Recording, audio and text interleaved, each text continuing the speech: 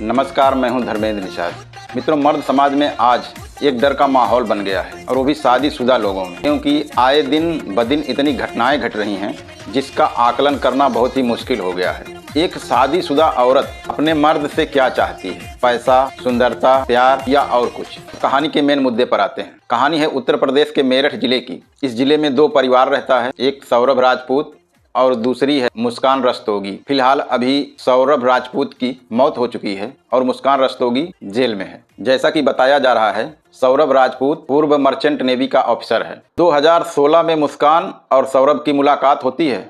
मुलाकात दोस्ती में बदलती है, दोस्ती प्यार में, और प्यार जब परवान चढ़ता है, दोनों के घर वाले राजी नहीं होते हैं, लेकिन वो अपने राजी खुशी से दोनों जाकर के अपना शादी कर लेते हैं और घर से अलग रहने लगते हैं। अब होता यह है कि मुस्कान और सौरभ एक किराए के मकान में रहते हैं। शादी के 6 महीने बाद सौरभ लंदन में एक बेकरी में काम करने चला जाता है। इस बीच सौरभ और मुस्कान को एक नन्ही सी बेटी पैदा होती है जो मुस्कान के साथ रहती है। अब मुस्कान का अपनी बेटी को स्कूल लेके जाना, फिर स्कूल से वापस आना, ये डेली का उसका काम रहता है। और एक दिन मुलाकात हो जाती है साहिल नाम के लड़के से, जिसका पूरा नाम साहिल शुक्ला है। हालांकि साहिल शुक्ला मुस्कान को स्कूल के दिनों से ही जानता था। जब दोनों मिलते हैं तो बातचीत होती है, बातचीत से दोस्ती होती है, दोस्ती से फिर वही कहानी स्टार्ट होती है। दोनों एक दूसरे के लिए मर मिटने को तैयार हैं। अब बात यहाँ तक आती है, मुस्कान और साहिल के बीच से सौरभ की हटाने का रास्ता निकालते हैं, यानी कि सौरभ राजपूत को मार देना चाहते हैं ये दोनों।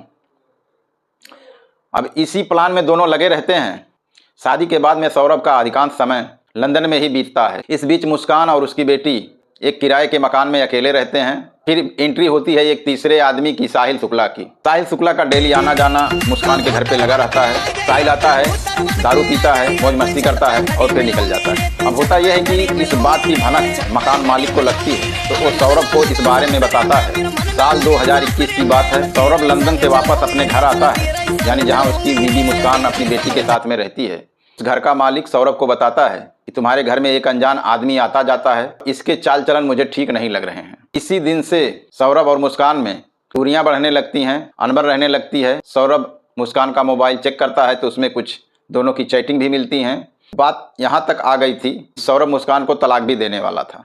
इसी बीच सौरभ 2023 में वापस लंदन चला जाता है और मुस्कान और साहिल के बीच का जो कांटा है फिर से एक बार रास्ते से हट जाता है। अब दोनों का वापस पहले की तरह मिलना जुलना शुरू हो जाता है। लेकिन साल 2025 फरवरी महीने में जब सौरभ लंदन से वापस आता है मुस्कान का बर्थडे सेलिब्रेशन करने के लिए, लेकिन होने को कुछ और ही मंजूर था।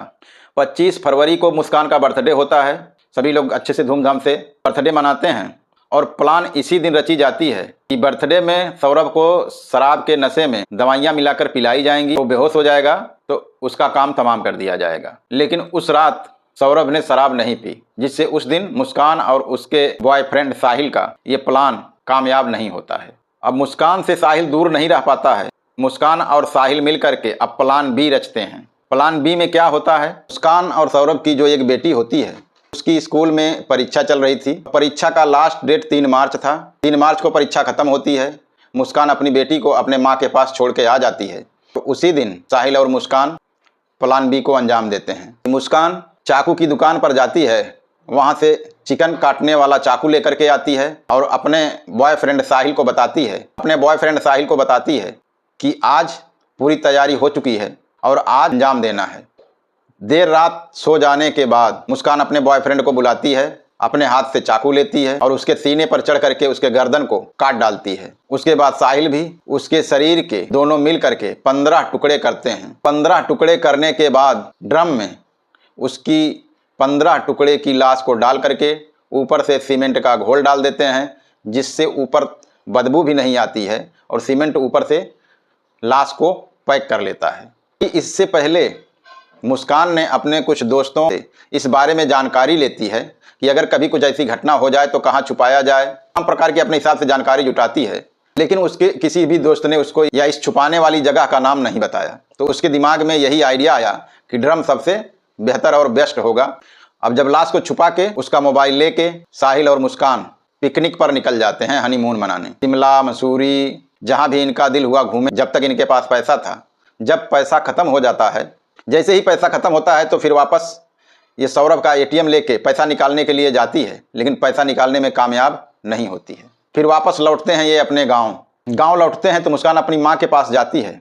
तो मुस्कान की माँ पूछती है सौरभ कहाँ है, तो वो बोलती है कि घर पर है। लेकिन इसके जवाब में उसकी माँ को कुछ ऐसा नजर आया, तुम अकेली आई हो, सौरभ कहाँ है। लास्ट में इसको बताना ही पड़ा फोर्स करने के बाद कि मैंने सौरभ को मार दिया है। जब इसकी माँ ये बात सुनती है तो इसके माता पिता पुलिस के पास इसको लेके जाते हैं, इसको कानून के हवाले करते हैं और कहते हैं कि ये मेरी बेटी नहीं, ये शैतान है, इसने अपने पति का कत्ल किया है, इसको फांसी दे दो।